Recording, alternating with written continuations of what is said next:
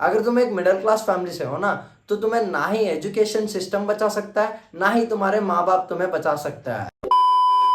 Indian education system is shit. तो यार recently एक केस हुआ है, एक आंटी जी है जिन्होंने 35 लाख एक ब्रोकर को दिया था प्रॉपर्टी खरीदने के लिए। वो ब्रोकर ना ही प्रॉपर्टी दिलाता है एंड ना ही उनके पैसे वापस देता है। एंड जो आंटी जी है ना, वो कोर्ट चली जाती है एंड कोर्ट में केस करती है कि इन्होंने मेरा 35 लाख का स्कैम किया है। एंड जज जो होती है ना, वो बस एक क्वेश्चन पूछती है कि 35 लाख तुमने कैसे दिए है। तो वो आंटी जी बोलती है मैंने तो कैश में दिए है प्रॉपर। तो जज जो होती है ना, वो बोलती है तुमने कैसे 35 लाख रुपीज को कैश में दिया, लीगली ये अलाउड ही नहीं है, लीगली तुम बस 2 लाख कैश दे सकते हो। तो वो आंटी जी बोलती है यार मुझे तो ये सब चीज पता नहीं थी कि मुझे 2 लाख ही देने हैं बस कैश में। तो जज बोलती है कि ignorance of law is not a excuse. तो इसमें आंटी की कोई गलती नहीं है, गलती है तो वो है अपनी एजुकेशन सिस्टम की। यार देखो, एज अ ह्यूमन बीइंग अगर तुम जीना चाहते हो ना सोसाइटी में, तो लॉ का पालन तुम्हें करना ही पड़ेगा। एंड जो अपना एजुकेशन सिस्टम है ना, उन्होंने लिटरली 18 सालों में एक भी कानून हमें समझाया नहीं होगा। उन्होंने बस हमें कबीर के दोहे रटाए होंगे, या फिर औरंगजेब कब आया भारत को, उसने कितने सालों तक राज किया भारत पे, उसने किसके साथ लड़ाई की, ये सारी चीजें समझाई नहीं होगा।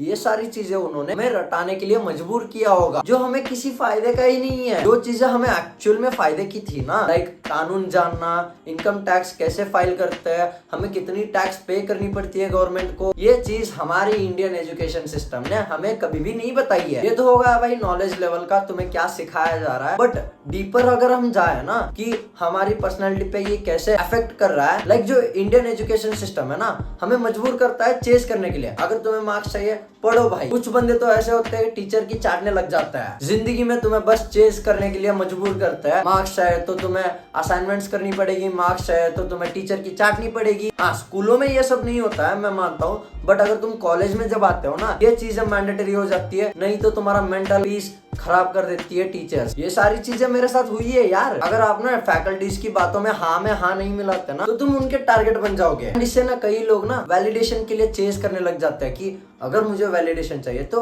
मुझे हाँ में हाँ मिलानी है। इससे उनका ऑथेंटिक वर्जन ना दब जाता है। वो सोचते हैं कि मैं क्या गलती कर रहा हूँ यार, मैं तो सही बंदा हूँ। एंड ये चीज ना उनके फ्यूचर में काफी इफेक्ट करता है। तो क्या हम एजुकेशन सिस्टम में रह के हमें क्या चाहिए वो नहीं पा सकते, या फिर हमें ड्रॉप आउट ही करना चाहिए, एजुकेशन सिस्टम से दूर ही भागना चाहिए? मैं तुम्हें कुछ ऐसी चीजें बताऊंगा जिससे तुम एजुकेशन सिस्टम में रह के ही तुम आराम से सक्सेसफुल हो सकते हो। तुम बाकियों की तरह भेड़ चाल नहीं करोगे। तुम्हें ना ही ड्रॉप आउट लेना पड़ेगा एंड ना ही तुम्हें सोशल लाइफ से मिस आउट होना पड़ेगा। मान लो तुमने ड्रॉप आउट ले लिया तो तुम किसी से बात ही नहीं कर पाओगे। क्यों? क्योंकि ना स्कूल या फिर कॉलेज में ना काफी सारे लोग आते हैं, वहां पे तुम इजीली बात कर सकते हो। अगर तुम ड्रॉप आउट लेके ना किसी से बात करने जाओगे ना, कोई भी तुमसे बात नहीं करेगा इजीली। हाँ, तुम कर सकते हो अगर तुम एफर्ट्स डालोगे, लाइक जिम में जाके या फिर पब्लिक इवेंट में जाके, इन चीजों में तुम पार्टिसिपेट करके ना तुम लोगों से बात कर सकते हो। बट उतना भी इजी नहीं होगा जितना इजी जब तुम स्कूल में या फिर कॉलेज में होगे।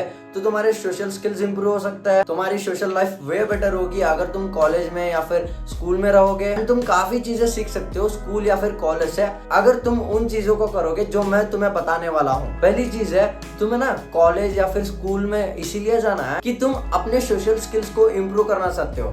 तुम रोज जाओगे एंड एक बंदी या फिर एक बंदे से बात करोगे। तुम्हें ना ही उन्हें भाई बनाना है, बहन बनाना है या फिर रिलेशनशिप में आना है, तुम्हें बस बात करनी है। That's it. इससे ज्यादा कुछ मत करना। जाओ बात करो उनसे, उनका हाल चाल पूछो, भाई क्या हो रहा है, क्या क्लासेस है, कैसे चल रही है पढ़ाई, बस इतना ही पूछ लो। जैसे ही तुम कॉलेज से पास आउट होने वाले होगे ना, तुम्हारे सोशल स्किल्स अलग लेवल पे होंगे। तुम कोई भी स्टेज इवेंट मत छोड़ना, कुछ भी हो उसमें पार्टिसिपेट करो। एंड इससे ना तुम्हारी कॉन्फिडेंस बढ़ेगी, तुम्हारे पब्लिक स्पीकिंग एबिलिटी बढ़ेगी। बेसिकली तुम अगर इन चीजों को करोगे ना, तुम 90% ऑफ बंदों से आगे रहोगे। तुम्हें कोई दिक्कत नहीं होगी आगे फ्यूचर में। जब तुम कुछ करना चाहते हो, नर्वस नहीं होगे, तुम डरोगे नहीं, तुम इजीली उन चीजों को कर पाओगे जो 90% ऑफ बंदे डरते हैं कि यार लोग क्या सोचेंगे। क्योंकि तुमने ना इसका लाइटर वर्जन तुमने कर रखा है, लाइक स्टेज इवेंट करना होगा या फिर लोगों से बात करना होगा, रैंडम अप्रोचेस। वहां पे ना तुम्हारी ये रिजेक्शन का डर या फिर लोग क्या सोचेंगे का डर, वो सारा चला गया होगा। तो आज से ही अगर तुम स्कूल या फिर कॉलेज जाते हो ना,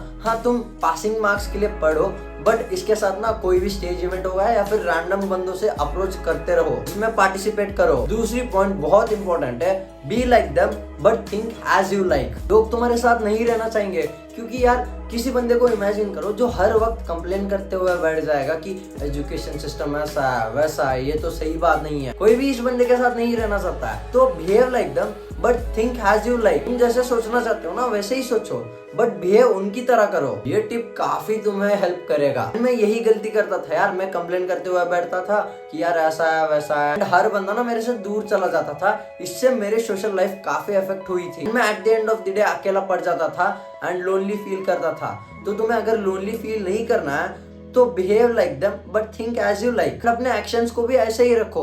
जो मैं तीसरा पॉइंट बताऊंगा ना वो इसी से रिलेटेड है। देखो एजुकेशन सिस्टम ना उतना भी बुरा नहीं है जितना हम सोचते हैं। लाइक जो वो सिखा रहे हैं ना वो सीखो, क्योंकि बेटर अंडरस्टैंडिंग के लिए आगे तुम्हें बहुत यूज होगा ये चीजें। लाइक मैंने साइंस स्ट्रीम लिया था एंड अगर मैं साइंस नहीं पढ़ता ना, ये सोचता कि यार माइटोकॉन्ड्रिया का क्या यूज है यार मेरे जिंदगी में, तो मुझे ना बेटर अंडरस्टैंडिंग नहीं होती अभी जो मैं सीख रहा हूँ। लाइक फेशियल बोन्स को कैसे फॉरवर्डली ग्रो करे एंड माइक्रोफ्रैक्चर क्या होता है, कैल्शियम के एब्जॉर्प्शन के लिए विटामिन डी क्यों इंपॉर्टेंट है, ये सारी चीजें मैं समझ नहीं पाता था अगर मैंने साइंस को पढ़ा नहीं होता। तो इसीलिए तुम्हें ना जो चीजें वो पढ़ा रहे हैं ना चुपचाप से पढ़ लो। तुम्हें रैंकर नहीं बनना है कि भाई फर्स्ट रैंक ला रहे हो, नहीं भाई, बस बेसिक अंडरस्टैंडिंग के लिए वो चीजें सीख लो। तुम्हारा अभी कुछ नहीं जा रहा है, बट मेन चीज अपना ये रखो ना कि कुछ स्किल सीख रहे हो जिससे तुम पैसा कमा रहे हो। लाइक एडिटिंग, ग्राफिक डिजाइनिंग या फिर यूट्यूब पे वीडियोस बनाना। अगर तुम स्कूल में हो, मान लो अभी 10th में हो एंड तुम अभी वीडियोस बनाने लग गए, इमेजिन जब तुम्हारी डिग्री खत्म होगी ना 3rd ईयर या फिर 2nd ईयर ही खत्म आने को आई है, तब तुम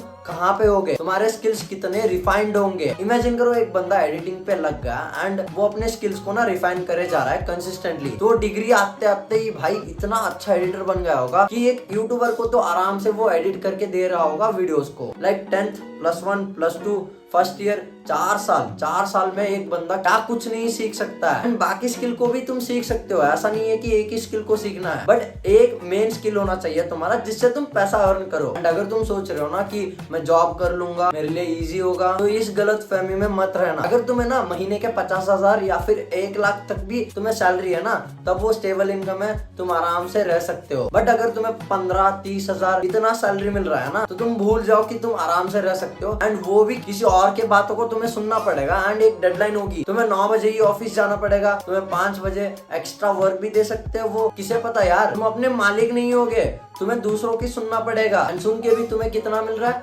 15 या फिर 30 हजार मैक्सिमम। तो उस जॉब को ठुकरा दो एंड मैंने जैसे कहा ना, एक स्किल को रिफाइन करते चले जाओ। मिनिमम 5 साल पकड़ लो एंड अगर तुम 5 साल लगे रहे ना, तो भाई 5 साल के बाद तुम आराम से पैसे कमा रहे होगे। जॉब जितनी तुम्हें सैलरी दे सकती है ना, उससे ज्यादा तुम एक स्किल से कमा पाओगे। एंड अगर तुम एक मिडिल क्लास फैमिली से बिलोंग करते हो ना, तुम्हें ना ही एजुकेशन सिस्टम बचा सकती है एंड ना ही तुम्हारे माँ बाप। तो तुम्हारे लिए बेस्ट अप्रोच होगा कि तुम जॉब भी करो प्लस साइड हसल भी करो। यार जो रिच बंदे होते हैं ना, वो क्या करते हैं, उनको कोई दिक्कत नहीं होगी, वो फैमिली बिजनेस संभाल लेते हैं या फिर उनका इन्फ्लुएंस यूज करके उन्हें कुछ काम दिला देते हैं। बट जो मिडिल क्लास होगा ना, वो बीच में फंस जाएगा। जो गरीब है उसे तो पता ही है कि मुझे तो जॉब नहीं मिलनी है, तो वो आराम से भाई कुछ ऐसे काम करने लग जाएगा जिसमें वो खुशी ढूंढ पाएगा। बट जो तुम मिडिल क्लास हो ना, तुम बीच में फंस जाओगे। तो तुम्हारे लिए मैं बेस्ट कहूंगा कि तुम जॉब भी सिक्योर कर लो, क्योंकि जॉब ना एक सेफ्टी की तरह वर्क करेगा एंड उसके साथ ना तुम साइड हसल भी कर लो, जिससे तुम इस मैट्रिक्स से निकल पाओ। एंड पता नहीं ये एजुकेशन सिस्टम कब बदलेगा,